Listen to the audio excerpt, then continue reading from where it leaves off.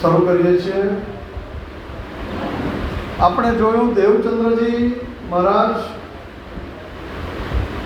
એ ખૂબ નિષ્ઠાપૂર્વક સેવા કરે છે. જે જાપ કરવાના છે એ પણ કરે છે. ખૂબ સારું કહેવાય. 1-2 વર્ષ વીતી ગયા અને ત્યારે એકવાર ધ્યાનમાં બેઠા છે, જાપ કરે છે અને તે વખતે એમની સુરતા વ્રજમાં પહોંચી.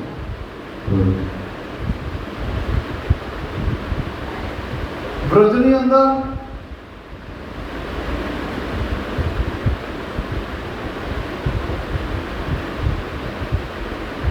નંદ રાજાને ત્યાં પહોંચે છે. જશોદાજી બેઠા છે. જશોદાજી સરસ મજાની પાટ ઉપર બેઠા છે, દૂધ હલાવે છે. દેવચંદ્રજીને જુએ છે. ઓહ દેવચંદ્રજી આવો, બેસો બેસો. દેવચંદ્રજીએ પ્રણામ વ્યવહાર કર્યા. માતાજી કૃષ્ણજી ક્યાં છે? એ તો ગાયો ચરાવવા ગયા છે. તો હું ત્યાં જાઉં? એક કામ કરો, તમે મીઠાઈ લઈને જાઓ અને બંને જણ સાથે જમજો. માતાજીએ કહ્યું દેવચંદ્રજીને, જમજો બંને ભેગા થઈ, એમ વાણી માતાએ કહી. દેવચંદ્રજી આવે છે, પૂછે છે કે ભાઈ કૃષ્ણ ક્યાં છે? ત્યારે કહે છે અહીંયા કૃષ્ણ તો ઘણા છે. તો કે મારે તો નંદના કૃષ્ણનું કામ છે. અહીં તો નંદ પણ ઘણા છે. કયા કૃષ્ણ જોઈએ? ત્યારે કે યશોદાજીના કૃષ્ણ જોઈએ. ત્યાં જ કૃષ્ણજીએ બૂમ પાડી, આવો દેવચંદ્રજી. દેવચંદ્રજીને બોલાવ્યા. સરસ મજાની વાતો કરે છે. ઘણા વખતે મળ્યા અને પછી કહે છે કે હે દેવચંદ્રજી, તમે તો દુઃખરૂપી ખેલમાં ગયા છો, ભૂલી ગયા છો બધું. તમને યાદ કરાવવા માટે મેં ભાગવત મોકલ્યું છે. ધ્યાન રાખજો, ભાગવત જે છે એ તમારા માટે છે. દેહાંતરથી દર્શાતું નથી, તમ કારણ સુખ સંહિતા કથી. તમારા કારણે સુખ સંહિતા એટલે શ્રીમદ ભાગવતની રચના કરી છે. હવે જુઓ તમે, ભાગવત કોના માટે આવ્યું? આપણા માટે આવ્યું. બહુ સરસ વાત છે. આ વિતકમાં લખે છે આપણા માટે વિતક મોકલ્યું. પહેલેથી મોકલ્યું, ગઈકાલે કહેલું ને, હુકમે વેદ કતિબ મેં લાખો લીખે નિશાન. જા કારણ માયા રચી શાસ્ત્ર ભી તા કારણ. આ શાસ્ત્રો આપણે આપવાના છીએ. રાજજી મહારાજે પહેલેથી લખાવી દીધા અને ભાગવત સ્પેશિયલી આપણા માટે છે. जिन जानो शास्त्र में नहीं, शास्त्र में सब कुछ, पर जीव सृष्टि क्या जान नहीं, जिनकी अकल है तुच्छ. હવે જેને સમજ ના પડતી અને કેવા કયા સ્વામીજીએ, ઇન્દ્રાવતીજીએ, મહામતી એટલે રાજજી મહારાજે કયા હવે શાસ્ત્રોનો વિરોધ કરો ને એમાંય ભાગવતનો વિરોધ કરો એટલે પછી શું કહેવું? ગણવાનું તુચ્છ. પછી એમને વેઇટેજ ના અપાય. ઠીક છે. દેવચંદ્રજીને કહ્યું કે હવે તમારે સુખ સંહિતા ભાગવતની કથા સાંભળવી જોઈએ. તમે ભાગવત સાંભળો. દેવચંદ્રજી પોટલીમાં શું લાવ્યા છો? અરે જશોદા માતાએ મોકલી છે મીઠાઈ. ત્યારે કૃષ્ણએ ગોવાળિયાઓને બોલાવ્યા કે અરે ગોવાળિયાઓ નજીક આવો, આમાંથી 2 ભાગ અમને કાઢી આપો અને ઘૂઘરી પણ તમે બનાવી છે અમને આપો અને બાકીનું જે છે એ તમે લઈ લો. એમ કર્યું. કૃષ્ણ અને ધણીશ્રી દેવચંદ્રજી સાથે જમે છે અને તે વખતે 2-3 સરસ મજાના દ્રશ્યો છે એ જરા કહેવા જેવા છે. સુંદર સાગર નવરંગ સ્વામીનું વિતક છે. જ્યારે કૃષ્ણજી અને દેવચંદ્રજી મળે છે ત્યારે કેવું દ્રશ્ય થાય છે. જબ શ્રી કૃષ્ણ ધની જો આયે દેવચંદ્ર મિલન કો ધાયે. દોડ્યા, એકબીજાને મળવા માટે દોડ્યા. ધાય એટલે દોડ્યા. મિલે અરસ પરસ દો જોઈ, બંને જણા અરસ પરસ મળ્યા. વન વે ટ્રાફિક નહીં. દેવચંદ્રજીને જોઈને કૃષ્ણ ખુશ થાય, કૃષ્ણને જોઈને બંને ભેટ્યા બરાબર. બિછડે બહુત દિનન કે સોઈ, છૂટા પડ્યા છે બહુ દિવસોથી. તો દેવચંદ્રજીને શું માનીશું? શ્યામાજી અવતાર. કૃષ્ણ કૃષ્ણ છે, રાધિકાજી શ્યામાજી અવતાર છે એટલે મળ્યા છે અહીંયા. બહુ દિવસથી છૂટા પડ્યા છે. આ નવરંગ સ્વામી લખે છે. નવરંગ સ્વામીનું મહત્વ શું ધ્યાન રાખીએ. સ્વામી શ્રી પ્રાણનાથજીએ પ્રાણનાથજીએ નવરંગ સ્વામીને કહેલું કે તમે શ્રીમુખ વાણી, તારતમ વાણી છે, તારતમનો તારતમ તમે લખો, મારે આશીર્વાદ છે. એટલે શ્રીમુખ વાણી જો સમજવી હોય તો નવરંગ સ્વામીની વાણી સાંભળવી જોઈએ. એમનામાં પણ રાજજી મહારાજનો અંશ હતો. જો આ કેવી કેવી વાતો છે. દગ ચારો નિરજો બરખે, અરે વાહ, ચારે આંખોમાંથી આંસુ રહે છે. એ લખ્યું હશે ત્યારે નવરંગ સ્વામીને શું થયું હશે, એમનો ભાવ કેવો થયો હશે તે વખતે. જુઓ તો ખરા. ઉર આનંદ અંતર હરખે, અંદરથી ખૂબ આનંદ થયો છે. દો ઉરન સે ઉરજો જોડે, આંખથી આંખ તો મળી, શરીરથી મળ્યું, પણ હૃદયથી મળ્યું. ખાલી આવો ભેટી લીધું. ભેટવું પડે વધારે સારું લાગે ને. કેમ? અમારે તમારો સંબંધ સારો છે માટે ભેટવાનું, એવું નહીં. દિલથી દિલ મળે તો ભેટો. મિલે પ્રાણ જીવન નહીં છોડે. પ્રાણ જીવન કહ્યું. એક શબ્દનું વિવેચન કરવા બેસે તો કથા 15 ને બદલે 30 દિવસ થાય. પણ દેવચંદ્રજીની કથા લાંબી ચાલવાના. આગળ પછી ઘૂઘરીવાળી વાત જવા દો. એ દરમિયાનમાં વૃત્તાંત મુક્તાવલી શું કહે છે? વ્રજભૂષણજી, વ્રજભૂષણની વિતર. મોદક ઘૂઘરી ઉત્તજૌન, યુપીની ભાષા છે. મોદક ઘૂઘરી ઉત્તજૌન, દેખી દરિયાગે તીન. ધ્યાન ગયું. દેવચંદ્રજી આંખો ખોલી તો ઘૂઘરી અને મોદક લાડુ બે હાથમાં હતા. દેખ કે યહ પ્રગટ પ્રસાદ જોયો. બાઢ્યો નિજાનંદ નાદ. બધા નિજાનંદ સ્વામી વેચા. બોલો પ્રાણનાથ પ્યારે નિજાનંદ સ્વામી કી. પ્રત્યક્ષ આ વૃત્તાંત મુક્તાવલીમાં લખ્યું. હવે એક પ્રશ્ન આપણે દર વખત ચર્ચા કરીએ છીએ. દર વખત ચર્ચા આપણે કરીએ છીએ આ વિષયની. એ વિષયની આજે ફરી ચર્ચા કરીએ. પહેલો પ્રશ્ન, વ્રજ લીલા અખંડ ક્યાં થઈ? ખબર હોય એ ખાલી ઊંચો હાથ. અક્ષરની સબલિકની અંદર કારણમાં અક્ષરનું એક સેક્શન છે સબલિક. એની અંદર પણ 4-5 ડિપાર્ટમેન્ટ છે. એમાં કારણ વિભાગ છે. એમાં વ્રજલીલા અખંડ થઈ. રાસલીલા પણ સબલિકના મહાકારણમાં અખંડ થઈ. નામ યાદ રહે તો ઠીક, નહીં જરૂર નથી. ટૂંકમાં અખંડ થઈ એટલું તો ખ્યાલ આવ્યો ને.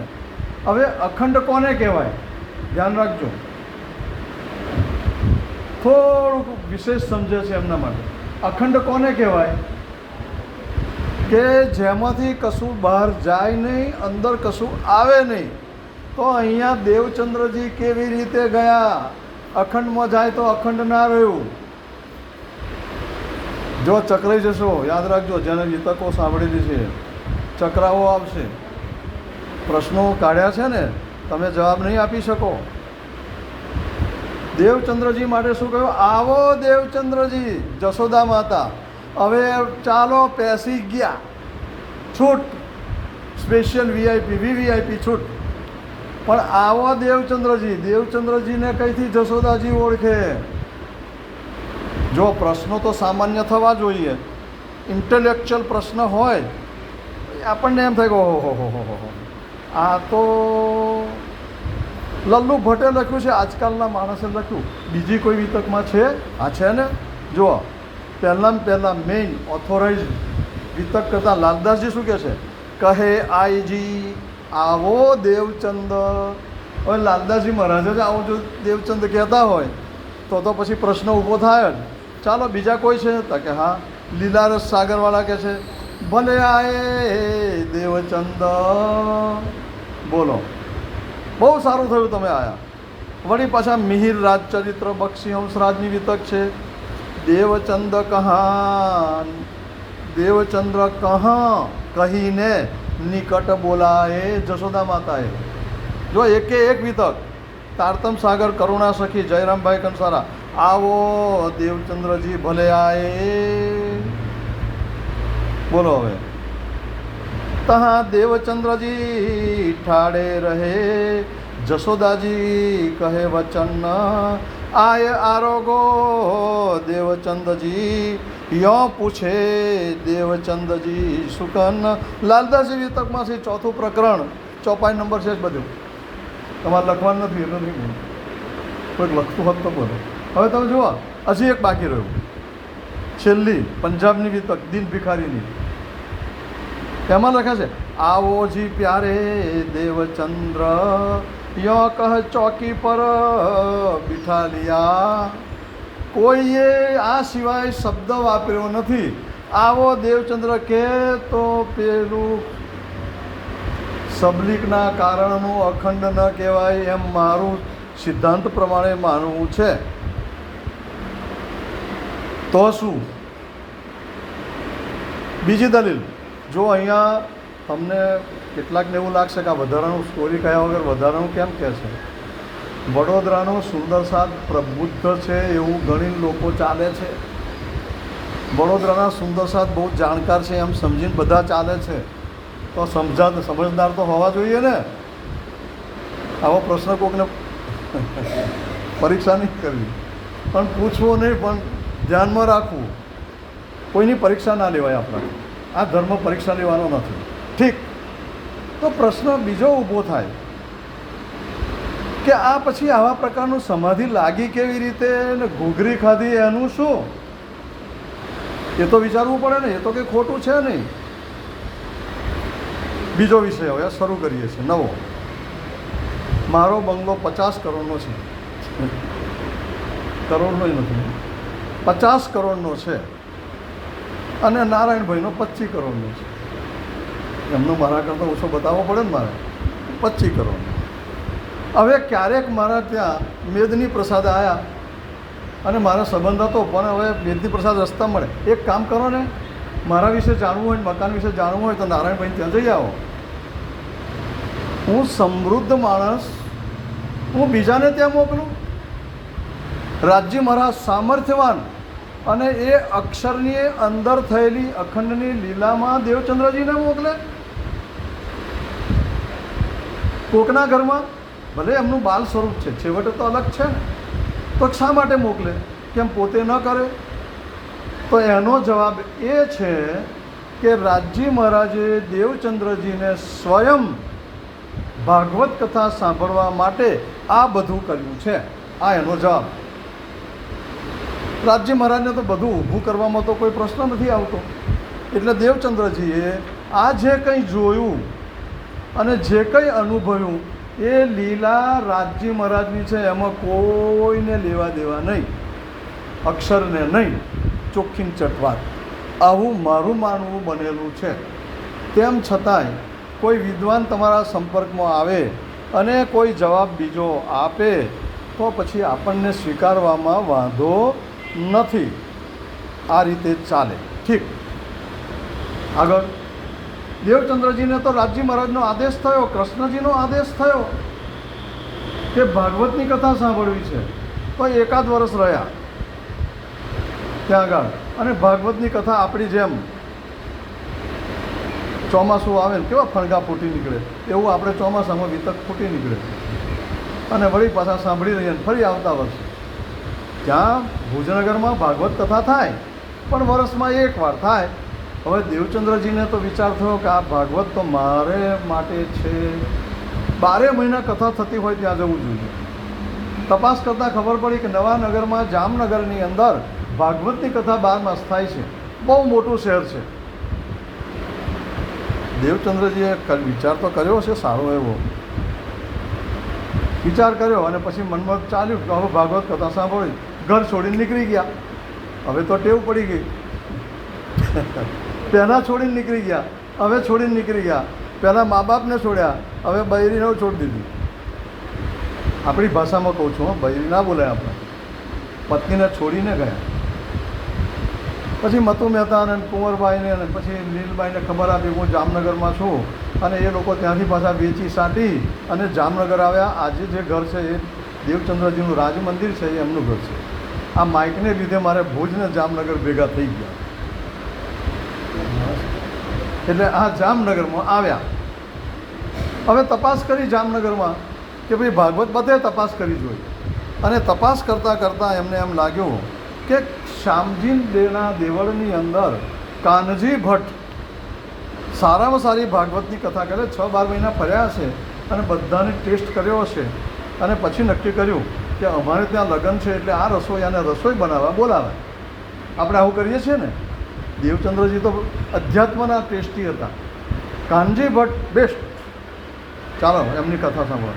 દેવચંદ્રજીએ વિધિ વિધાન જે રીતે થતું હોય ગયા, પૂજન કર્યું, આમ વિનંતી કરી, માગણી કરી અને એ પ્રમાણે એમણે પ્રાર્થના કર્યા. પછી કહું મારે આવો ને, કથામાં તો દરેકને આમંત્રણ હોય, કોને ના કહેવાય. ખુરશીઓ મૂકેલી જ છે, છૂટકો ગેસો લેરથી. પણ દેવચંદ્રજીની કથા નિષ્ઠાબંધ 27 વર્ષની ઉંમરે જામનગરમાં પહોંચે છે. નિષ્ઠાબંધ. કાનજી ભટ્ટ પોથી ખોલે એ પહેલાં આવી જવાનું. પોથી બંધ કર્યા પછી જ ઊભા થઈને નાસ્તો કરવા જવાનું. આવો નિયમ. આ કથા સાંભળી કહેવાય. જો હું ન કહું તો તમને કેવી રીતે ખબર પડે? ફટાફટ દેવચંદ્રજી વહેલા આવી જતા. પણ ક્યારેક તો મોડું થાય ને. આપણે નથી થતું મોડું, ક્યારેક એમ નહીં થાય મોડું. ત્યારે 1-2 શ્લોક જતા રહ્યા હોય એટલે દેવચંદ્રજી ભટ્ટજી પાસે જાય. ભટ્ટજી પ્રણામ, 2 શ્લોક જતા રહ્યા છે, જરા સમજાવો ને ફરીથી. હવે આટલી તીવ્રતાથી વિનંતીથી કે માઇક બંધ હતું ને આ નહોતું સંભળાયું, જરા ફરી સંભળાવો ને. તો હું સંભળાવું ના સંભળાવું? આ તો કાનજી ભટ્ટ ભાગવતના અને એના માટેનો કોઈ સાંભળનાર શ્રોતા મળ્યો છે. યાદ રાખજો, કથાકારને શ્રોતા મળે ને તો જ કથાકાર અંદરથી કે, બાકી તો ઠેલમ ઠેલા આવું હોય. અહીંયા આ વાત છે.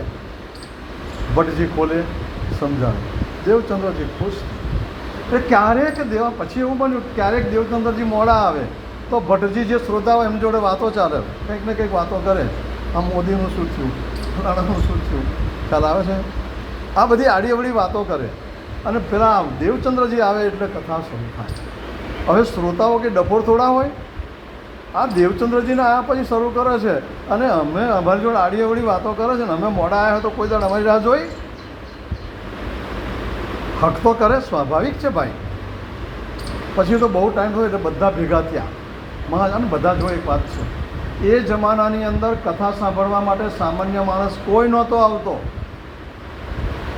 પંડિતો, વિદ્વાનો, શ્રેષ્ઠીઓ, પૈસાદાર લોકો હોય ગામના એ જ આવે. એટલે દરેક વ્યક્તિનો પોતાનો અલગ પ્રભાવ હોય, ઠસ્સો હોય. અને જ્યારે આવું ઈગો હર્ટ થાય કે આ દેવચંદ્રજી આવે તો જ, એટલે છેવટે ના રહેવાયું ને. એક દેવચંદ્રજી જરા મોડા પડ્યા. એવું ભટ્ટજી અમારો અમે કથા સાંભળવા આવીએ છીએ તમારો જીવન વ્યવહાર તો અમારા દ્વારા ચાલે છે, અને તમે પેલો માણસ સામાન્ય માણસ છે તો એ તમને શું આપી દેશે ને તમે એની રાહ જોવો છો? એ તો જનસામાન્ય તે તમને અમને શું આપે?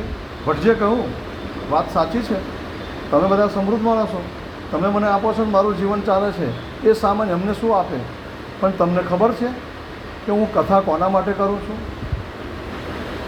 હું કૃષ્ણ માટે કથા કરું છું. તમને એમ લાગે કે આટલા બધા વિવેચનો શું કરવા કરે છે? યાદ રાખજો, કથા જે છે એ તાર જોડવા માટે છે. બીજી વાત, આ દેવચંદ્રજી જે કથા સાંભળવા આવે છે ને, એને તમે કાલની કથા પૂછો, મહિના પહેલાંની પૂછો, 6 મહિના પહેલાંની કથા પૂછો તો એ કહેશે તમને કાલની કથાની ખબર છે. નહીં તો બધા યાદ રાખે છે, પણ તરત જ ચૂપ થઈ ગયા. હો બાપ રે! એટલે પછી કોઈ બોલ્યા નહીં. હવે અને અહીં બહુ સરસ 2 શબ્દો લખ્યા છે કે 2 શબ્દો મારે કહેવા જોઈએ. કે એક ચોપાઈ છે, દેવચંદ્રજી મોડા આવે ને તો બધા લોકો કેવી રીતે જોતા? ભાવથી ભૂંડું ભખે. ભૂંડું બોલે ખરા, પ્રેમથી બોલે. આપણે નિંદા કરવા બેસીએ છીએ ને, એ ધનાધન એક ઘાંટ 2 કટકા કરીએ છીએ, એવું નહીં. હંમેશા ધર્મી લોકો, ધર્મ માનવાવાળા લોકો, ભલે શ્રદ્ધા ઓછી હોય વધતી હોય, દરેકનામાં સરખી તો ના જ હોય, દરેકને સરખું યાદ ના રહે, પણ ઈર્ષા કરવાનું તો સરખું હોય. જ્યારે ઈર્ષા કરતા હોઈએ ને તે પણ ભાવપૂર્વક હોવી જોઈએ. સારું ધ્યાન તો રાખે છે, પણ એની જ રાહ જુએ ને, આપણને કશું ગણે નહીં તો કેમ ચાલે? જો આ ભાવ. પછી બીજું એક બીજી ચોપાઈ છે, ભટ્ટને ભાવે કહે છે. ભટ્ટને ફરિયાદ કરી, પણ કેવી રીતે કરી? ભાવથી કરી. કોઈના પ્રત્યે મંદિરમાં પ્રશ્ન હોય તો પણ 2 હાથ જોડી ભાવપૂર્વક કહેવું.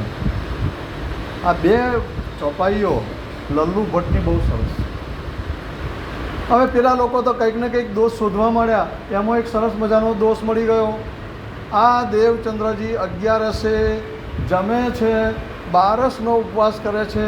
કૃષ્ણ ભક્ત એટલે તે જમાનામાં પ્રણામી સંપ્રદાયનો હતો.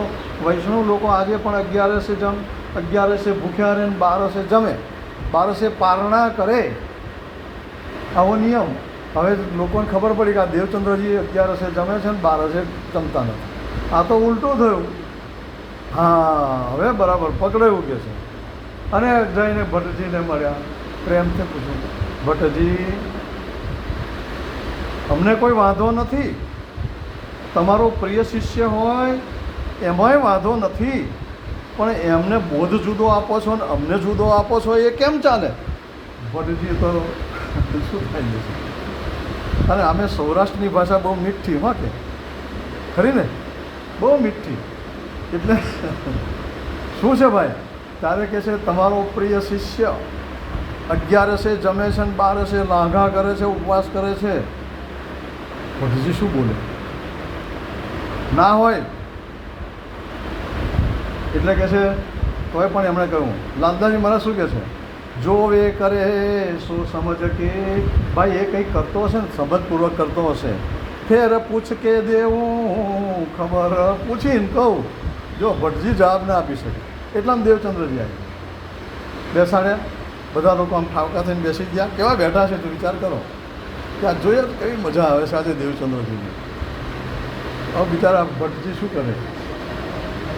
દેવચંદ્રજી તમે 11 જમો છો અને 12 ઉપવાસ કરો, સાચી વાત? દેવચંદ્રજી હા હું એવું કરું છું કે છે. તો કે આવું કેમ? આપણો તો નિયમ આવો છે. કારણ કે પછી દેવચંદ્રજી હાથ જોડે, વિનંતીપૂર્વક કહું, હે પ્રભુજી, હે ભટ્ટજી, તમે વિદ્વાન છો, પંડિત છો, તમે ભાગવતની ડાળીએ ડાળી, પાંદડે પાંદડા, એની નસે નસ જ્ઞાનથી જાણો છો, અને તમે ઉપદેશ આપો છો, ત્યારે અમે હૃદયપૂર્વક લઈએ છીએ. પરંતુ મારા હૃદયમાં એવી વાત બેઠેલી છે કે આત્માને ખોરાક મળે તો શરીરને ખોરાક આપવો, અને જે દિવસે આત્માને ખોરાક ન મળે તે દિવસે શરીરને ખોરાક નહીં. આપ 11ના દિવસે કથા કરો છો તો આત્માને ખોરાક મળી ગયો, શરીરને આપો છો. બીજે દિવસે પારણાના દિવસે કથા બંધ રહે છે, મારા આત્માને ખોરાક મળતો નથી માટે હું જમતો નથી. બધા છટકળ થઈ ગયા. હવે વિષય ક્યાં બન્યો આપણા માટે? આત્માને ખોરાક પહેલો, શરીરને ખોરાક બોલો જોઈ. નાહવાનું, ધોવાનું, નાસ્તો કરવાનો, પછી રાજજી મહારાજ પાસે જવાનું. કેમ? કારણ કે બરાબર ધ્યાનથી થાય સેવા, ખાધેલું હોય તો. બધા આવું ના કરતા હોય, હું પણ નથી કરતો એવું, પણ આ એક સામાન્ય વાતને હું કેવી રીતે આપણે સમજવું જોઈએ એ છે. સદેહ આત્માનો ખોરાક પહેલો હોવો જોઈએ. બીજું, પરમાત્માને ધરાવેલો પ્રસાદ એ ફરજિયાત. કેવી રીતે? ભટ્ટજીએ કહ્યું, દેવચંદ્રજી આ તો તમે તર્ક કર્યો અને બરાબર છે, ચાલો, પણ કોઈ શાસ્ત્ર આધાર છે? ત્યારે દેવચંદ્રજી જો એ કેટલા બધા શાસ્ત્રો વાંચ્યા હશે, કેટલો અભ્યાસ કર્યો હશે, કેટલો અનુભવ હશે, ત્યારે સામે જવાબ આપે છે. એ એમ કહે છે, નારદ પંચરાત્ર તંત્રની અંદર એકાદશી કહે છે કે હું મહાપ્રસાદથી પાવન થાઉં છું. અહીંયા શ્લોક આપેલો છે, વાંચતો નથી. હું મહાપ્રસાદથી પાવન થાઉં છું. જે મહાપ્રસાદથી વિમુખ થાય છે તેને સ્પર્શ કરે પણ પાપ લાગે. બોલો જોઈએ. ઘણીવાર એવું બનતું હોય છે, આપણે મંદિરમાં જોઈએ ને, ઘણા આજે મેં ઉપવાસ કર્યો છે, આજે હું પ્રસાદ, અલા પણ આ તો પ્રસાદ છે. જે કંઈ છે એ પ્રસાદ છે, રાજ્યનું ધરાવેલું છે, એને લેવામાં કોઈ બાધ નથી. જો થાળ પૂર્યો હોય ઘરમાં તો એ થાળ ખાવામાં પણ વાંધો નહીં. ઉપવાસ કર્યો હોય, આપણા ઉપવાસ જ્યારે કરીએ છીએ, સંપ્રદાયના ઉપવાસ કરીએ ત્યારે તો આપણે જે ફરાળી હોય તે જ ધરાવીએ, પણ કોઈ બીજા કોઈ કરતું હોય તો કરો, જ્યારે સમજ આવશે ત્યારે છોડી દેશો, પણ કરો ત્યારે રાજ્ય ધરાવેલો થાળ હોય અને તમને આપવામાં આવે, ના લો તો શું કહે છે અહીંયા? સ્પર્શ કરે પાપ. એવા વ્યક્તિઓને સ્પર્શ કરવાથી પણ પાપ લાગે. હવે બધા બોલે ખરા, શૂન્ય થઈ ગયા. 14 વર્ષ સુધી નિષ્ઠાબંધ ભાગવતની કથા સાંભળી. વિક્રમ સંવત 1778નો આસો મહિનો ચાલે છે. તે સમયે શરદ પૂર્ણિમાની પહેલાં 15 દિવસ પહેલાં એમનામાં આવેશ ઉતર્યો. આવેશ લીલા શબ્દ વાપરેલો છે, ધ્યાન રાખજો. ચર્ચાઓ તો બધી બહુ છે અને એ ચર્ચાઓમાં આ પૂરું કરીશું આપણે. આજે દર્શન કરાવી દેવા છે ને, શાયદ ઘણું મોડું થાય, નહીં વાર લાગે. માઇક નહીં મેળ પડે. કાલે ભાઈ ખુરશીઓ આગળ મૂકજો હવે, એટલે ચાલશે. તો હવે બને છે કેવું, આવેશ લીલા ઉતરી. મેં બહુ વખત ચિંતન કર્યું કે આવેશ લીલા શું? તો પરમધામની અંદરની કેટલીક શક્તિ પ્રત્યક્ષ થઈ. રાજજી મહારાજ અંદર બિરાજમાન છે, શ્યામાજી બિરાજમાન છે, સાયલેન્ટ સુસુપ્ત છે, એમાંનો એક્ટિવેટ આવેશ ભાગ થયો. પછી એમ થયું કે આ શું હોય, કેમ આવું 15 દિવસ પહેલાં આવું કેમ? ત્યારે મને એક મેં ટીવીમાં સીન જોયેલો. તુલસીદાસજી હનુમાન ચાલીસા લખતા હતા અને એમને એવો ભાવ જાગ્યો. હનુમાનજી આ ટીવીમાં મેં જોયેલું કહું છું, પણ મને બહુ ગમ્યું. એ હનુમાનજી પ્રત્યક્ષતા 20, 25, 30 ફૂટ ઊંચા અને પ્રકાશ તેજ. પહેલાં હનુમાનજી દેખાય તે એટલું બધું તેજ કે દેખાયો જ નહીં. આનું નામ દર્શન. કોઈ પણ જગત 14 લોકના દેવી દેવતાઓના દર્શન કરો ને તે દિવસ તમારું ફટકી જાય. આ તો રાજજી મહારાજે સાક્ષાત પ્રગટ થવાનું હતું, એટલે એક એવો પ્રભાવ, શરીરની એટલી ક્ષમતા કેળવવા માટેનું તત્વ, જેને શક્તિ કહેવાય, જેને આવેશ કહેવાય, એ ઉતર્યો અને તાવ આવ્યો. આ દેવચંદ્રજી છે, અંદર અપાર શક્તિઓ છે, માટે એમ આવેશને સહન કરી શક્યા. આ જ્યારે જેમ જેમ ચિંતન કરીએ ને ત્યારે એમ લાગે કે આ સામાન્ય વસ્તુઓ નથી, એક્સ્ટ્રા ઓર્ડિનરી, ન સમજાય, ન કલ્પી શકાય એવું. તાવ આવી ગયો, ઉઠાય નહીં, બેસાય નહીં, ચલાય નહીં, અને એવે સમયે તો પથારીમાં પડ્યા છે. માતા પિતા વૈદ્યને બોલાવી રહ્યા છે. વૈદ્ય જુએ છે નાડી, અરે રે આ તો બહુ બીમાર છે, ચાલો પડીકી આપું છું, સારું થશે. પણ જો બહાર નીકળ્યો અને હવા લાગી તો સન્નિપાત થઈ જશે, અસાધ્ય રોગ, મૃત્યુ પામી શકે છે.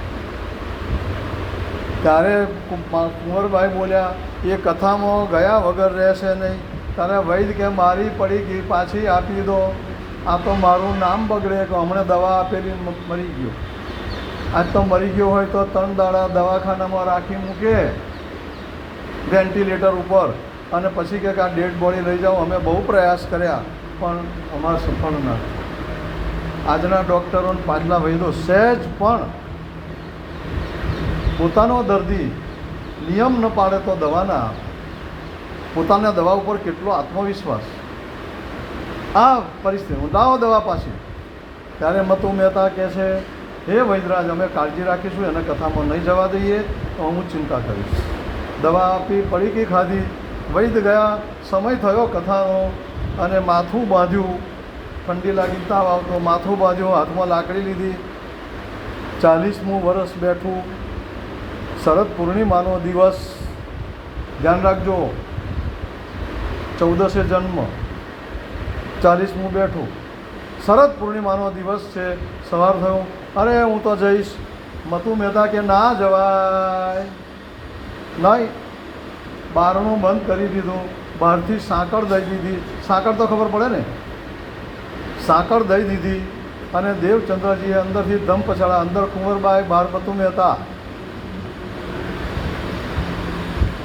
થોડીક કલ્પના કરવી, ઉતાવળ નહીં કરવી. દેવચંદ્રજીના 40 વર્ષ થયા તો મતુ મહેતાના કેટલા થયા છે? 80. અને કુંવરબાઈના 72 વર્ષ થયા છે.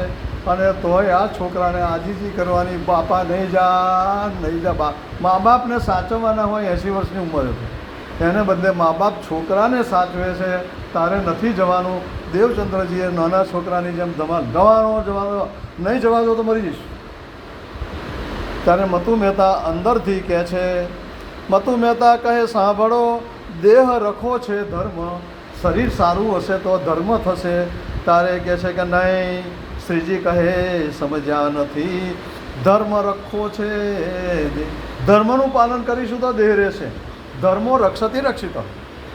ધર્મનું પાલન કરો તો ધર્મ તમારું રક્ષણ કરશે. મતુ મહેતા 80 વર્ષનો, એકનો એક છોકરો 40 વર્ષે ગુમાવવાનો થાય, 80 વર્ષે ગુમાવવાનો થાય, 40 વર્ષ ક્યાં પોસાય? બધું બાજુ પર, ધર્મ કરમ બધું બાજુ પર. આપણી સ્થિતિ એવી થાય તો શું કરીએ? વિચારજો. દેવચંદ્રજી તો ધડામ કરતાને પડ્યા, શરીર ફિક્કું થઈ ગયું. અને કુંવરબાઈએ ધમાધમ કરી, બારણું ખોલો, બારણું ખોલો. આ મરવા જેવો થયો. મતુ મહેતા ફાફડા થઈ ગયા. બારણું ખોલ્યું, જોયું તો હા, શરીર ફિક્કું પડી ગયું. બંને જણ શૂન્ય. મતુ મહેતા, રે દેવચંદ્ર ઉઠો, કથામાં જાઓ, ભટજી બોલાવે, ઉઠો ઉઠો ઉઠો. ભટજી બોલાવે, અનેક વાર કહ્યું. આંખો ખોલી અને 2 જણની જોડ બોલ્યા વગર નીકળી ગયા, જાણે ગુનો કર્યો હોય. કથા સાંભળવા ગયા. એ દિવસે કથાની અંદર, 10મ સ્કંદની અંદર રાજજીના કૃષ્ણના અંતર ધ્યાનની કથા હતી. દેવચંદ્રજીની આંખમાં દળદળ આંસુ જાય છે. અને તે દિવસે આકુળ વ્યાકુળ થઈ ગયા છે. ભાઈ કઈ ગયા નરસિંહભાઈ? શ્રીફળ લઈ લો. શું બોલ્યો? નરસિંહ. હા, હવે કે હા પણ આ બધું થઈ ગયું. દેવચંદ્રજી શું થયું? એકદમ જુએ છે, આંધી આવી છે, આંધી તોફાન આવી ગયું, બધાની આંખો બંધ થઈ ગઈ છે, પ્રકાશ પ્રકાશ પ્રકાશ આવ્યો અને દેવચંદ્રજી એકલા આંખો ખુલ્લી છે. એવે અંતરિક્ષથી ઉતર્યા સાક્ષાત સ્વરૂપ શ્રી કૃષ્ણ. બોલો કૃષ્ણ કનૈયા. સાક્ષાત સ્વરૂપ શ્રી કૃષ્ણ. જો જગતના દેવના દર્શન ન કરી શકાય તો પછી આના દર્શન કર્યા, કારણ કે પહેલેથી એને તૈયાર દર્શન કરે છે, જુએ છે. અને આ ઘટના બહુ અલૌકિક છે. મારી દૃષ્ટિએ નિજાનંદ સંપ્રદાયની અંદર સર્વશ્રેષ્ઠ જો તહેવાર ઉજવવો હોય તો નિજના મંત્રના પ્રાગટ્યનો તહેવાર ઉજવવો. દેવચંદ્રજીની 40 વર્ષની તપશ્ચર્યા આજે પૂર્ણ થઈ. જે કંઈ કસોટીઓ થઈ એ પણ આજે પૂરી થઈ. નિષ્ઠાબંધ 14 વર્ષ ભાગવત છેલ્લે સાંભળ્યું એ પણ એનું ફળ મળી ગયું. એથી આગળ યાદ રાખજો પ્રણામીવાળા, આપણે વેદોની ઉત્પત્તિ થઈ, બ્રાહ્મણ કારણ્યક જે કહો તે, ઉપનિષદો બન્યા, જીવ જગતને ઈશ્વરને શોધતા હતા, ના મળે, એક મત ન થયા એટલે ના મળ્યા. સટ દર્શન આવ્યા, એકબીજાના મતને કાપ્યા પણ પરમાત્મા વિશે એક ન થયા. 18 પુરાણ તો એ ભ્રમિત કરવાવાળી વાત બની. અને એ પછી અનેક ભાગવત ધર્મો બન્યા તો પણ પરમાત્માનું અખંડ ધામ ન બતાવી શક્યા, અખંડ પરમાત્મા ક્યાં ન બતાવી શક્યા. એ વસ્તુ આજે પ્રકટ થઈ, સ્વયં પરમાત્મા પ્રગટ થયા. અને દેવચંદ્રજીને પૂછે, તમે મને ઓળખો છો? વિચારો હવે જુઓ, સહેજ હવે 5-10 મિનિટ લઈશું, કારણ કે ચોપાઈઓ બહુ મજાની વાંચીશું આપણે. એટલે કહે છે દેવચંદ્ર મને, કારણ કે તમે મારા ધણી છો એટલી ખબર છે, બીજું કાંઈ નથી. હવે જવાબ કોણ આપે છે? દેવચંદ્રજી નહીં, શ્યામાજી જવાબ આપે છે. દેવચંદ્ર કૃષ્ણ રાજ્ય મહારાજ ક્યાંથી પ્રગટ થયા? અંદરથી બહાર આવ્યા. આ મગજમાં રહેવું જોઈએ, પરમધામથી આવ્યા એવું નહીં. કારણ કે પહેલેથી આવીને બેઠેલા છે. ધણીને દર્શન દીએ 3 બેર, 3 વાર દર્શન આપ્યા. પહેલાં ક્યાં આપ્યા? સિપાઈ રૂપે આપ્યા. 1, 2 વ્રજની લીલાના કૃષ્ણ સ્વરૂપે આપ્યા, બાળકૃષ્ણ. અને અહીંયા સાક્ષાત પરમધામના કૃષ્ણ તરીકે આપ્યા. આમ સમગ્ર જગતની ખોજ પૂરી થાય છે, માત્ર આપણા દેવચંદ્રજીની નહીં. દેવચંદ્રજીએ, શ્યામાજીએ સુંદરબાઈના શરીરમાં સુંદરબાઈના આત્મમાં બેસીને એમણે માનવ સહજ જગતમાં એક માણસ જન્મે, માણસે જે નિયમો પાળવાના, જે કસોટીઓ કરવાની, એ રીતે સમગ્ર સંપ્રદાયો શોધ્યા, અભ્યાસ કર્યો અને દર્શન કર્યા રાજજી મહારાજના. આ સમગ્ર જગત જાકી દૂની રાહ દેખત, જેની દુનિયા રાહ જોતી હતી એ વસ્તુ અહીંયા પ્રગટ. કેવું છે રાજજી મહારાજનું સ્વરૂપ? જોઈએ હવે પેલા લલ્લુ ભટ્ટી એક ચોપાઈ વાંચી લઈએ. તમે સુંદર આત્મશેષ ખેલ કર્યો વ્રજ રાસમાં, તોય રહ્યો મનોરથ. વ્રજ રાસમાં તમે દુઃખ નહીં જોયું, તમને ખબર ના પડી. એટલે કહે છે ત્રીજું ઈંડ તેથી થયું, તેમાં આવ્યો સાથ. એટલે સાથ હવે આવ્યો છે, તમારે લઈને આવવાનું છે. લાલદાસજી મહારાજ કેવું લખે છે જુઓ, વય કિશોર અતિ સુંદર સ્વરૂપ ખેલાજો વૃંદાવન. કોઈ બોલશો નહીં, હવે ટાઈમ જાય તો મારે આ પૂરું કરવું પડશે ને હું ડિટેલમાં પૂરું કરવાનું છે. જો સ્વરૂપ ખેલા વૃંદાવન, વૃંદાવનની અંદર રાસ રમતી વખતે જે સ્વરૂપે રાસ કર્યો હતો એ સ્વરૂપે દર્શન આપ્યા. કેમ? રાસના સ્વરૂપે દર્શન આપ્યા ને પરમધામના નહીં. પરમધામના દર્શન કોઈને ના મળે, પરમધામમાં જ મળે. પરંતુ રાસ શું છે? રાસ પરમધામનું મિનિએચર છે, ડિટ્ટો ટુ ડિટ્ટો. ગુજરાતી ભાષામાં જેવું પરમધામ છે એવું જ રાસનું સ્થાન છે, અને એવું જ રાજી મહારાજનું રાસનું સ્વરૂપ છે જે પરમધામમાં છે. તે વખતે પણ એક ચોપાઈ કહેલી. કઈ ચોપાઈ કહી હતી? એહી સ્વરૂપ એહી વૃંદાવન એહી જમના તટસાર ઘરથી તીત બ્રહ્માંડથી અળગો તારતમે કીધો નિર્ધાન. હવે જુઓ તો આ પરમધામનું બધું છે. પછી બીજો પ્રશ્ન, 2-3 પ્રશ્નો થાય. આ સ્વરૂપ કેમ?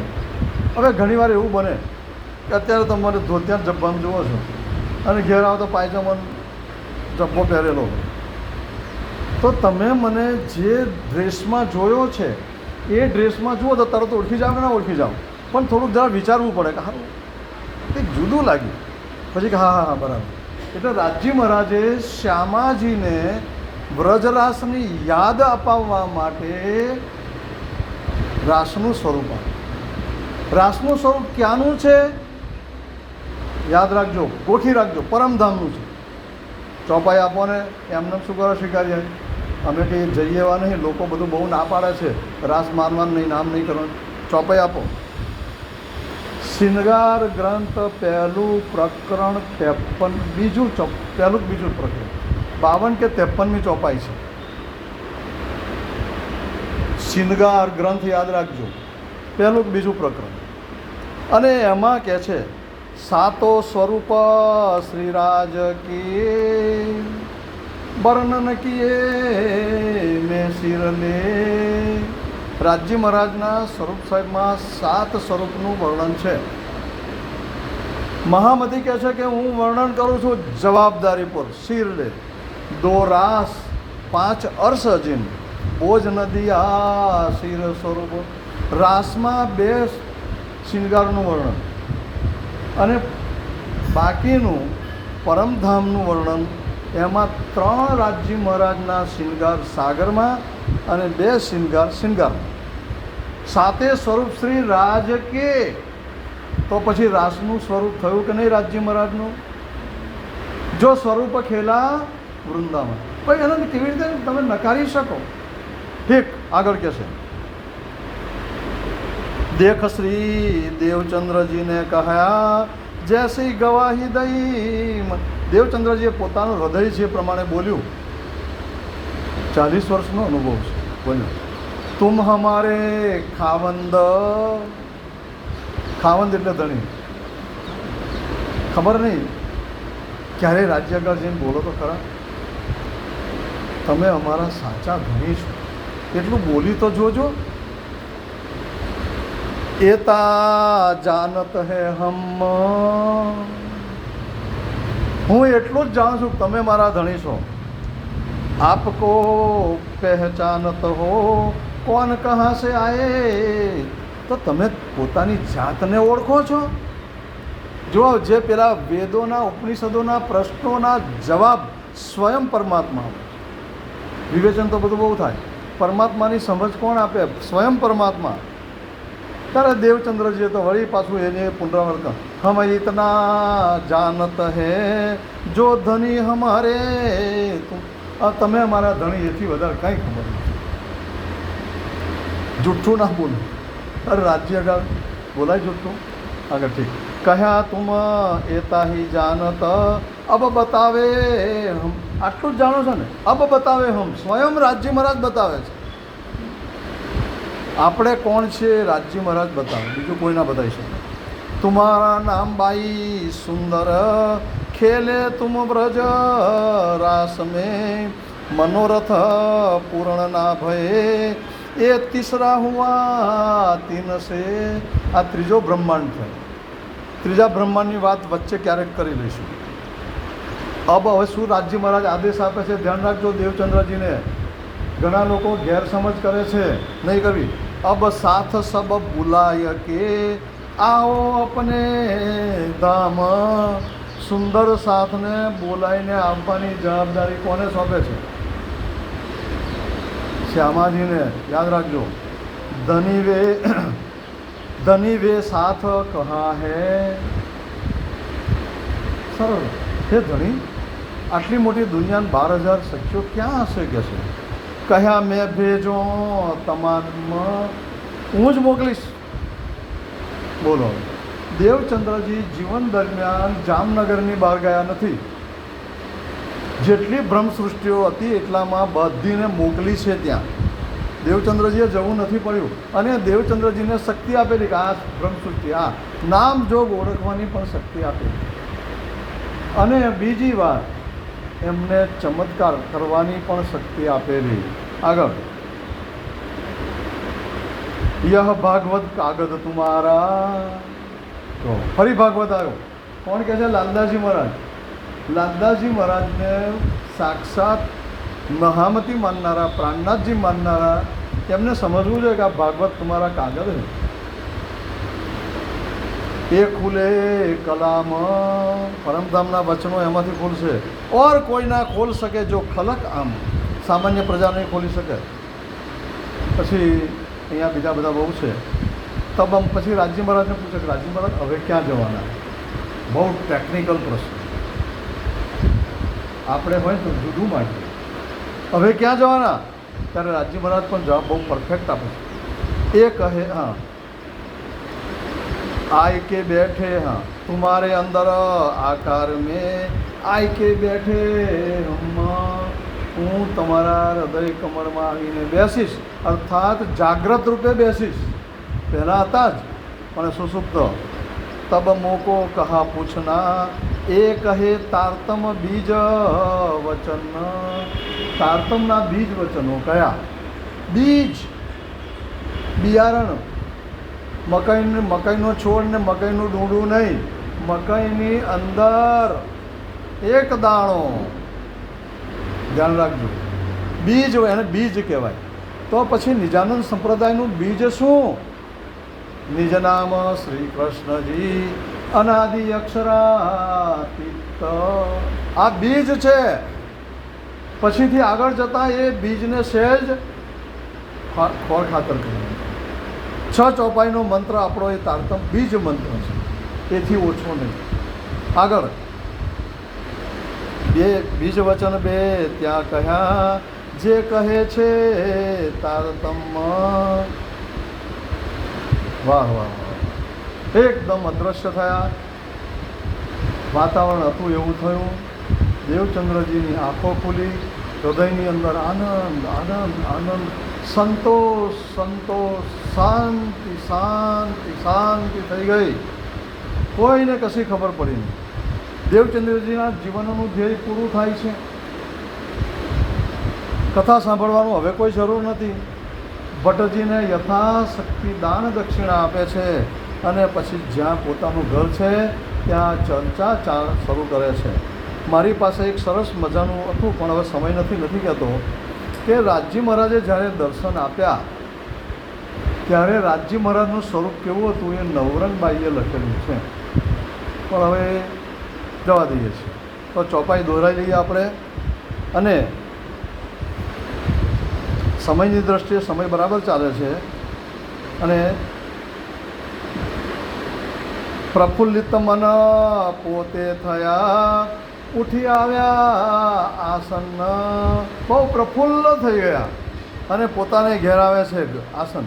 જ્યાં ઘર છે પોતા તણું, ત્યાં બેઠા દઢ મન. ત્યાં બેઠા દઢ મન કરીને. આજે બહુ જ બધું મળી ગયું, જેને જાણવાનું મળી ગયું. ચોપાઈ દો જરા, બોલજો બધા. પ્રફુલ્લિત મન પોતે થયા.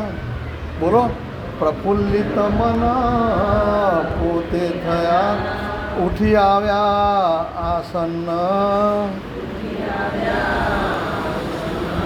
જ્યાં ઘર છે પોતા તણું,